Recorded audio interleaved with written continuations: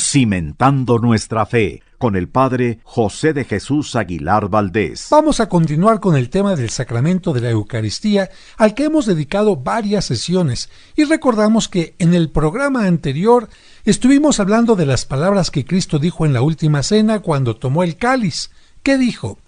Tomen y beban todos de él, porque este es el cáliz de la nueva y eterna alianza que será derramada por ustedes. Sí, me acuerdo, y nos quedamos en que usted estaba explicando lo que era una alianza y por qué Cristo habló de una nueva y eterna alianza. Exactamente. Si Cristo habló en la última cena de una nueva y eterna alianza, significa que antes de él hubo otras alianzas que quedaron, vamos a decir, envejecidas y superadas por la que hizo Cristo. ¿Eso significa que cualquier alianza que se mencione en la Biblia ya no tiene validez? La respuesta correcta sería que tuvieron efecto en su tiempo, pero como el hombre no las respetó, pues sí perdieron su validez. Y en esto tengo que ser muy claro, Dios no falló, falló el hombre. Y aunque quedaron envejecidas aquellas alianzas, sin embargo las tenemos que comprender para entender en qué se basa la alianza que Cristo hizo con nosotros. En el programa anterior me quedó muy claro que las alianzas son como un pacto o contrato donde las personas se comprometen a cumplir algo. Y también me quedó claro que a veces los contratos se sellaban o firmaban con la sangre de animales. Yo comprendí muy bien que Dios no necesita que le sacrifiquen animales. Pero Dios se tuvo que adaptar a las costumbres de los humanos para que los humanos comprendieran el mensaje que Dios quería darnos. Exactamente, me da mucho gusto que poco a poco vayan entendiendo cosas que no todos los católicos han entendido y que por supuesto quieren aprender. ¿Le parece que comencemos hablando de la alianza que hizo Dios con Abraham? Me parece muy bien, Jesús, porque esa es la alianza que todos los niños aprenden en el catecismo. Y para entender su situación, la situación de Abraham, tenemos que tratar de pensar como pensaban en su tiempo. Insisto, no es que Dios nos quiera enseñar que es bueno tener varias esposas o que se pueda tener hijos con las esclavas o sirvientas. Más bien tenemos que entender que no siempre la gente ha pensado igual. De hecho, ahora ya ni siquiera se podría pensar en tener esclavas. Por eso, amigos, es muy importante comprender por qué en aquel tiempo un hombre podía tener hijos con su esposa y sus esclavas, y también cuál de los hijos era considerado el hijo más bendecido. Así que pongan mucha atención. A ustedes, niños, y a todos los que nos escuchan, les voy a pedir que piensen que en tiempo de Abraham no había los medicamentos que tenemos ahora, ni los antibióticos que pueden ayudarnos a acabar con las bacterias. No había medicamentos para la diarrea, ni para la calentura, ni vacunas, ni penicilina. Si alguien se fracturaba un brazo, no tenía las técnicas que tenemos ahora para que se pudiera arreglar. Incluso si se les llegaba a pudrir una muela o se infectaban las encías, la gente se podía morir muy fácilmente. Yo no había pensado eso. Entonces, de seguro la gente se moría más fácilmente, ¿verdad? Efectivamente. En aquel tiempo la mortandad infantil era muy común y el promedio de vida muy corto, porque cualquier enfermedad o infección podían acabar con la vida. Por eso, cuando el jefe del clan o familia veía disminuir drásticamente el número de sus miembros, de sus hijos, hacía todo lo posible para que su familia no desapareciera. Por eso se consideraba normal que para garantizar la descendencia y el número de la familia, el padre tuviera hijos con la esposa y las distintas esclavas. Así que la poligamia no era considerada infidelidad, sino más bien necesidad de supervivencia. Pues sí, porque mientras más hijos tuvieran, tenían la posibilidad de que no se acabara su familia. Exacto. Y había también una manera de pensar muy distinta a la que los padres tienen ahora sobre sus hijos. Eso hacía que hubieran grandes diferencias sobre los derechos que los hijos podían reclamar. No todos los hijos tenían los mismos derechos. ¿Qué era lo que pensaban? Pensaban que el hijo primogénito, o sea, el primer hijo varón de la esposa, era considerado la mayor bendición de Dios y por lo tanto, ese hijo era quien tenía absolutamente todos los derechos. Los demás hijos, especialmente los de las esclavas o las hijas, es decir, las mujeres, eran considerados inferiores. Híjole, pues eso no estaba nada bien. Claro, según nuestro tiempo y de acuerdo a lo que nos enseñó Cristo, eso ya quedó en el pasado. Pero con esto entendemos que Abraham no solo deseaba tener hijos para asegurar la prole, es decir, la descendencia. Anhelaba especialmente tener un hijo primogénito con su esposa que se llamaba Sara. Anhelaba tener el hijo de la bendición. Sin embargo, ella, su esposa, era estéril. Fue en ese contexto que Dios le prometió que sería padre de muchos pueblos, y eso suponía el nacimiento del hijo deseado. Dios y Abraham, de acuerdo a las costumbres de la época, hicieron una alianza y trueque. ¿A qué se comprometía cada uno en esa alianza? Mira, Abraham, el patriarca, se comprometía a entregarle a Dios su fe y su total confianza. Dios, por su parte, lo convertiría a él en el padre de todos los que creyeran en Dios. Por eso, como creyentes en Dios, nosotros podemos decir que somos hijos de Abraham, y para cumplir con su promesa, Dios le daría un hijo, Isaac, y este niño sería el hijo de la bendición. Si ponen atención podrán comprender que Isaac y Cristo en cierta manera se pueden comparar porque ambos son primogénitos, el primer hijo de Dios y los más amados por su padre. Así como Abraham lo que más amaba era a su hijo Isaac, también lo que Dios más ama es a su hijo Jesucristo. Y la otra comparación que podemos entender es que los dos, Abraham y Dios, estuvieron dispuestos a entregar en sacrificio lo que más amaban. ¿Qué era lo que más amaban? Pues a su hijo, y esto lo hacían para hacer una alianza. Abraham estuvo dispuesto a entregar a su hijo en sacrificio para manifestar su amor a Dios, y Dios no dudó en sacrificar a su propio hijo para manifestar su amor a la humanidad. Ahora sí ya entendí en qué se parecen Isaac y Cristo. Muy bien, qué bueno. Y si les parece, antes de ir al corte, vamos a escuchar este canto que nos recuerda que Abraham es el padre de todos los creyentes. Y es un canto que los niños en el catecismo utilizan no solamente para recordar quién es Abraham, sino también para hacer ejercicios del cuerpo. Mano derecha, mano izquierda, pie derecho, pie izquierdo. ¿Vamos a escucharlo? ¡Sí!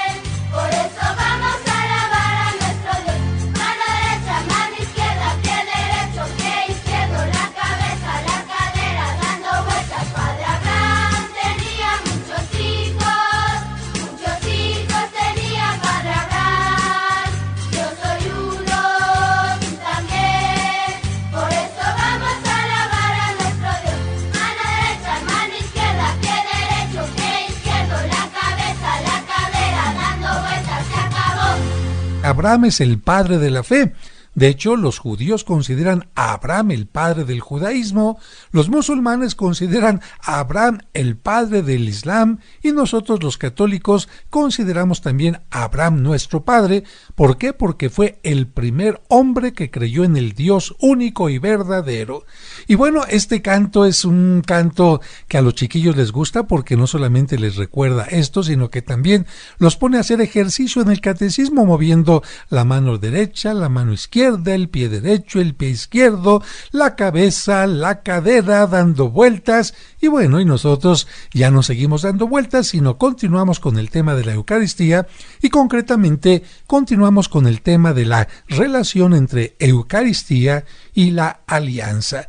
Por eso, para continuar hablando del tema, es importante hablar de la pedagogía de Dios, o dicho de otra manera, hablar de que Dios se adapta al ser humano para mostrarle su amor y también el camino de la salvación. Y esto es muy importante porque a veces la Biblia nos sorprende porque parece presentarnos a un Dios no bueno y misericordioso, sino más bien a un Dios semejante a los dioses que tenían los griegos o los romanos, que de acuerdo a su mitología no les interesaban las necesidades y sufrimientos del ser humano, y en cambio estaban deseosos de ofrendas y se mostraban impacientes, inclementes y coléricos.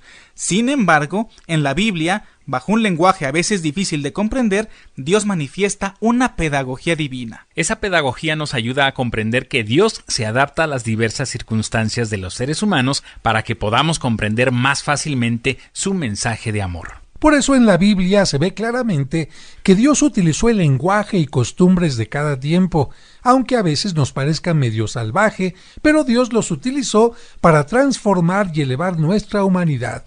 Podemos decir que así como el papá se pone al nivel del niño para que el niño le entienda, Dios se puso en nuestros zapatos. Por eso, Dios acepta en algunas partes de la Biblia la poligamia, como en el caso de Abraham o de Jacob, que les permite que puedan procrear hijos con su esposa y sus esclavas, pero posteriormente en la Biblia exigirá fidelidad del esposo a una sola mujer. También al principio parece exigir sacrificios de animales, pero después dirá que ya no son necesarios, sino más bien exige justicia y la transformación del corazón. También inicialmente parecerá estar de acuerdo con el asesinato de los enemigos, como cuando David mata a Goliat o cuando el profeta Elías decapita a los sacerdotes falsos, pero posteriormente la exigencia será respetar la vida del prójimo e incluso amar a los enemigos. Por eso tenemos que entender que no se trata de que había un Dios en el Antiguo Testamento y uno en el Nuevo Testamento, sino que es un mismo Dios que se va adaptando a las situaciones concretas de cada época. Exactamente. Para comprender las intervenciones de Dios a lo largo de la historia, es necesario conocer el contexto de cada época, sus usos y costumbres. Un ejemplo lo podemos encontrar cuando Dios le pide a Abraham el sacrificio de su hijo Isaac. Ya entendí. No es que Dios haya sido primero malo y luego bueno, sino más bien que al principio exigía poco, pero luego fue exigiendo más. ¡Exacto! Ahora vamos a tratar de entender el texto que nos recuerda que Dios le pidió a Abraham a su hijo en sacrificio. ¿Cuál era el contexto de esta petición? Miren, en tiempo de Abraham, unos 1850 años antes de Cristo, el padre de familia de algunos grupos del Medio Oriente, como los cananeos, los fenicios, los hititas, ofrecía en sacrificio al primogénito recién nacido. El sacrificio a los dioses exigía que la víctima fuera degollada y luego quemada.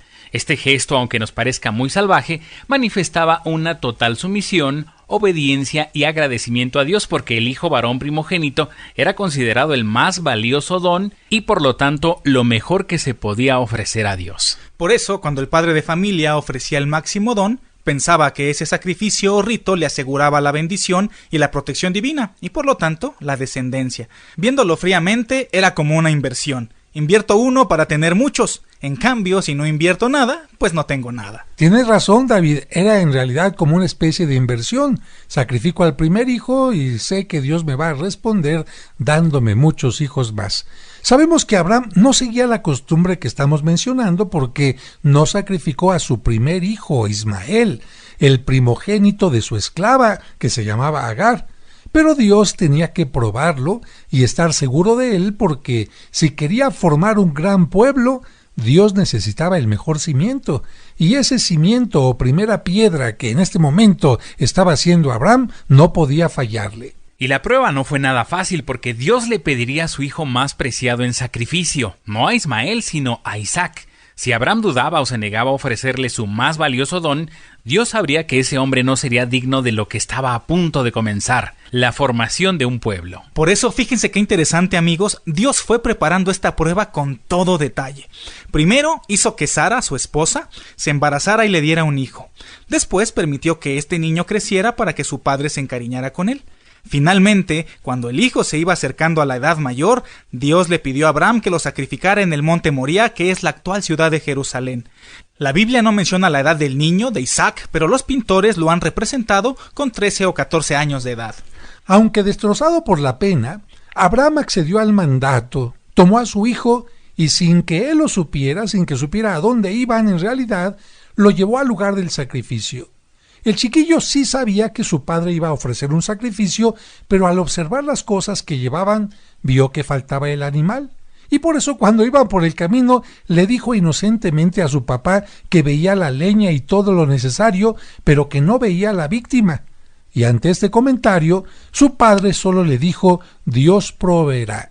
Lo que significa que de una u otra manera, aún en medio de aquella tragedia, de aquel dolor, Abraham sabía que Dios le daría la fuerza y lo necesario para salir adelante. Y la Biblia nos menciona que justo cuando Abraham se disponía a clavar el cuchillo sobre su hijo Isaac, lo detuvo un enviado de Dios y le ordenó que en su lugar sacrificara un carnero que estaba cerca. Abraham había pasado satisfactoriamente la prueba que Dios le había puesto. Si ponemos atención, amigos, podemos comprender que el lugar que le tocaba a Isaac fue ocupado por el carnero. Dicho de otra manera, el lugar del hijo lo ocupó un animal. Algo muy semejante a lo que sucedió después en tiempo de Moisés, cuando ante el paso del ángel exterminador, Dios pidió que sacrificaran a un cordero para que los hijos primogénitos no murieran. Por eso podemos decir que este sacrificio ritual que hizo Abraham, en el que el sacrificio de un animal representó la entrega del mejor don, el propio hijo, sería el origen de los sacrificios llevados a cabo en el templo de Jerusalén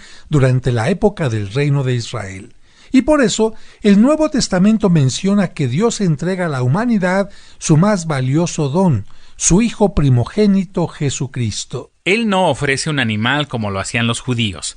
Él nos da lo mejor que tiene y ese es su Hijo Jesucristo. Y Jesucristo en la Santa Misa se ofrece por nosotros como el verdadero Cordero. Y por lo que nos están contando, en esta alianza Dios sí cumplió su promesa de hacer que Abraham tuviera muchos descendientes, porque somos todos los que creemos en Dios. Y también Abraham cumplió porque le dio a Dios lo que más quería. Así es. Esa fue una alianza personal entre Dios y Abraham y no se rompió, pero la que sí se rompió es la que muchos años después hizo Dios con Moisés y el pueblo. A esa es la que se le llama la antigua alianza, la que Cristo dijo que quedaba atrás. Para los que no lo recuerdan, esa alianza es la que Dios hizo con Moisés y su pueblo cuando salieron de la tierra prometida. Dios se comprometió a mostrar su protección y ayuda al pueblo para que pudieran llegar a la tierra prometida y por su parte, el pueblo se comprometía a no tener otros dioses y a cumplir los mandamientos y leyes que Dios les daba. En este caso ya no se trataba de una alianza personal entre Moisés y Dios, sino entre Dios y todo el pueblo. Y aunque Moisés se hubiera mostrado como una persona buena y responsable, ya no era suficiente porque la alianza no solo era con él, sino con todo el pueblo. Y si el pueblo no cumplía con los mandamientos, rompería la alianza y la dejaría sin validez. Aquí también hablamos de cómo Dios va creciendo en la exigencia con el pueblo. En un principio, la alianza que hace es una alianza personal entre él y Abraham. Pero en este caso ya no es una alianza entre Dios y Moisés, como bien lo ha dicho Sergio, sino ahora con todo el pueblo. Y esto significa un problema grande porque el pueblo está formado por muchas personas, no solo una o dos, y Dios quiere que el pueblo aprenda a cumplir como pueblo. No basta que una o dos o tres personas hagan lo que les toca hacer, sino que todo el pueblo tenga conciencia de la responsabilidad de esta alianza, y para que al pueblo le vaya bien, todo el pueblo tendrá que ser fiel a Dios. ¿Por qué? Porque Dios no solamente es fiel con uno del pueblo o con dos, sino Dios es fiel con todo el pueblo. Y antes de que empiecen su travesía por el desierto, Dios dice: señores, tenemos que caminar juntos. Si ustedes caminan por su lado, ¿quién sabe a dónde lleguen? Si ustedes caminan por su lado, yo no me comprometo a cuidarlos, a alimentarlos, a protegerlos. Pero si ustedes quieren que los cuide, tendrán que ser fieles a este Dios que les ha dado la libertad, a este Dios que los va a llevar por el camino, y tendrá que confiar en que lo que yo les estoy pidiendo es necesario para que lleguen a la tierra prometida. Si yo les doy unos mandamientos, será precisamente porque estos mandamientos les servirán para crecer como pueblo.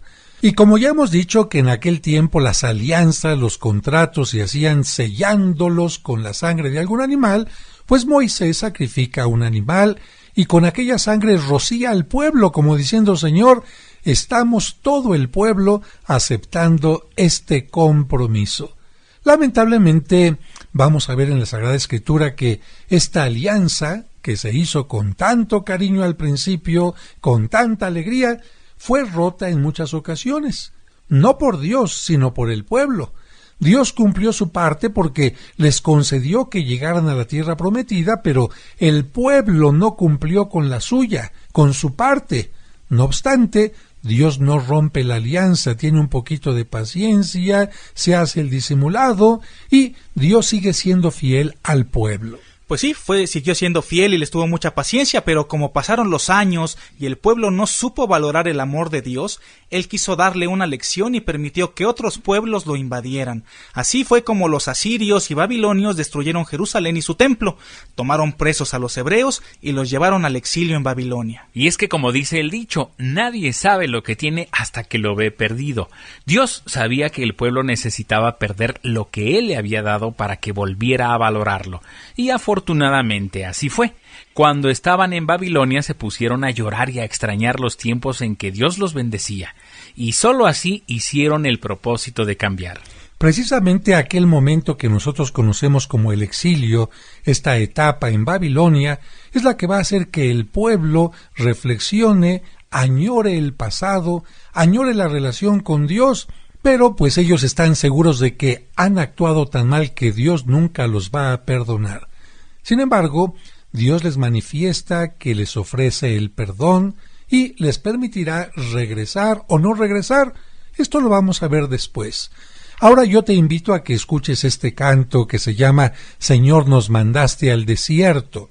Y este canto está precisamente en referencia a lo que pensaba el pueblo judío cuando había salido de Jerusalén a Babilonia. Nos mandaste al desierto, ¿pero para qué? ¿Para abandonarnos? ¿Para castigarnos únicamente? ¿O para cambiar nuestra mente y nuestro corazón? Precisamente este canto, Señor, nos mandaste al desierto, se utiliza en épocas como la Cuaresma, épocas en las que el ser humano tiene que pensar un poquito hasta dónde me he alejado yo de Dios, hasta dónde yo no he cumplido mi parte cuando Dios me bendice con salud, con vida, con oportunidades e incluso con problemas, porque los problemas a veces me hacen pensar, buscar nuevos caminos, tener nuevas actitudes o incluso volver la mirada nuevamente hacia ese Dios al que he abandonado. Vamos a escuchar este canto, Señor, nos mandaste al desierto.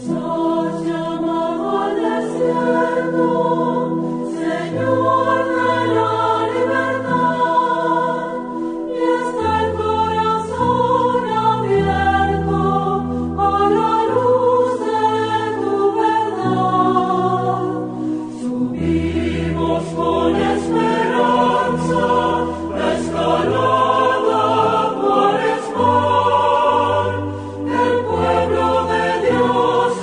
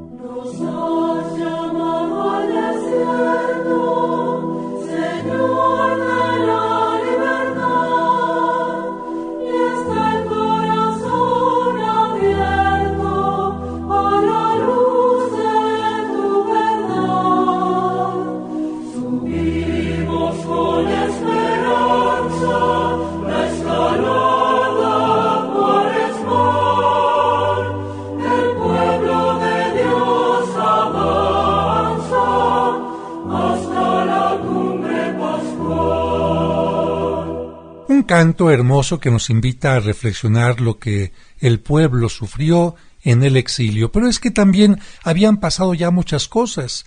Dios le había permitido al pueblo llegar a la tierra prometida, le había dado reyes, antes de haberle dado reyes le había dado jueces que lo orientaban en su caminar. Los primeros reyes se mantuvieron más o menos fieles a Dios, David, también el hijo de David, Salomón, pero después vino una plaga de reyes que, lejos de ser fieles a Dios, se fueron alejando de él.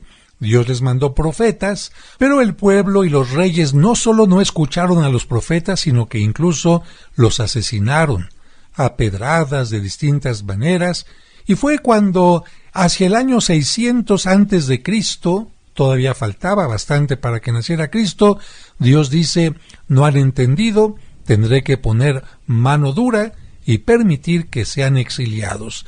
Viene la destrucción del templo, viene la destrucción de Jerusalén y viene el exilio desde Jerusalén hasta Babilonia. ¡Ay, pobrecitos! ¿Y Dios les concedió regresar a Jerusalén? Sí, sí se los concedió, pero tuvieron que pasar 70 años para que les ayudara a regresar. El pueblo, por supuesto, que tenía deseos de cambiar y hasta inventaron lugares de reunión para repasar los mandamientos y la Sagrada Escritura, pero poco a poco otra vez se les fue olvidando y regresaron a las mismas. Esto que dice David es muy importante.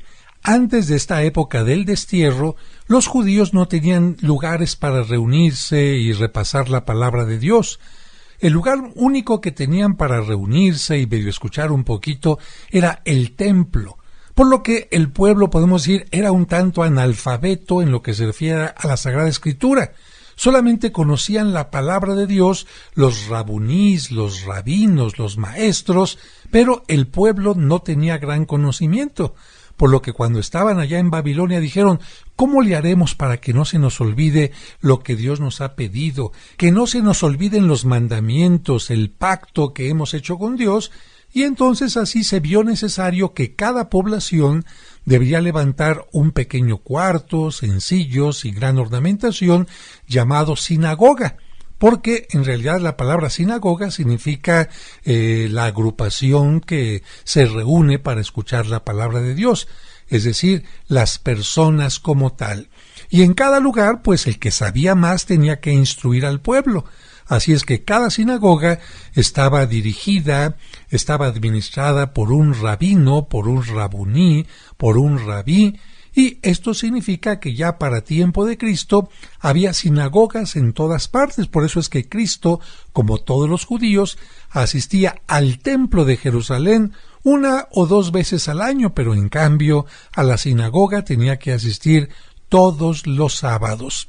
Sin embargo, como sucede también en nuestras iglesias católicas, no porque la gente vaya a misa los domingos y escuche las lecturas, no porque la gente vaya a misa y esté participando en los ritos, significa que ya esté siendo una buena persona. Ojalá fuera así, pero no siempre es así. Así que los judíos, los hebreos, como les llamamos los israelitas, también tuvieron una actuación nada agradable. Por supuesto, Padre José, porque, ya lo dijimos, faltaron a todos los mandamientos. Creyeron en otros dioses y adoraron ídolos, no le dedicaron a Dios el día que Él les pedía a la semana, no respetaron a sus padres, mintieron, juraron en vano, se mataron entre ellos, se robaron mutuamente, no respetaron a la mujer de su prójimo, etcétera, etcétera. Y lo curioso es que cuando el pueblo se daba cuenta que había roto la alianza, se le ocurrió que podían enmendarla ofreciéndole a Dios sacrificios de animales.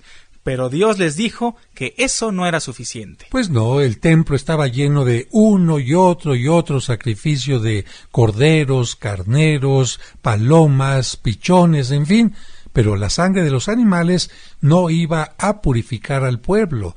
Sería necesario el sacrificio de Jesucristo. Pero antes de continuar hablando de esto, vamos a escuchar otro canto que nos recuerda los sacrificios que Dios nos pide.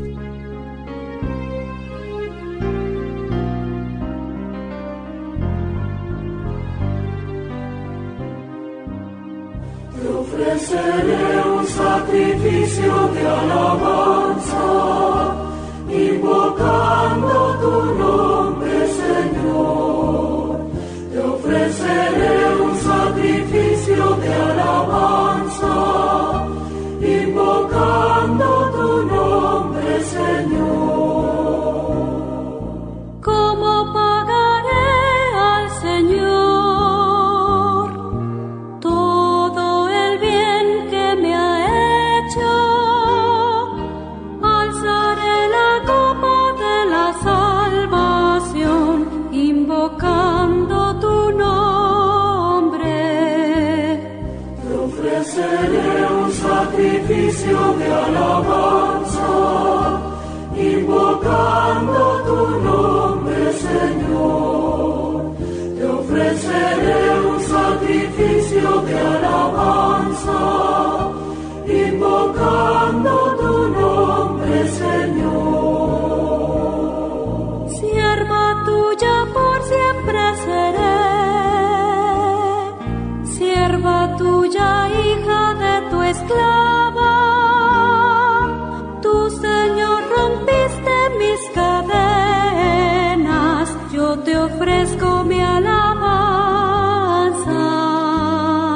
Te ofreceré un sacrificio de alabanza, invocando tu nombre, Señor. Te ofreceré un sacrificio de alabanza, invocando tu nombre, Señor.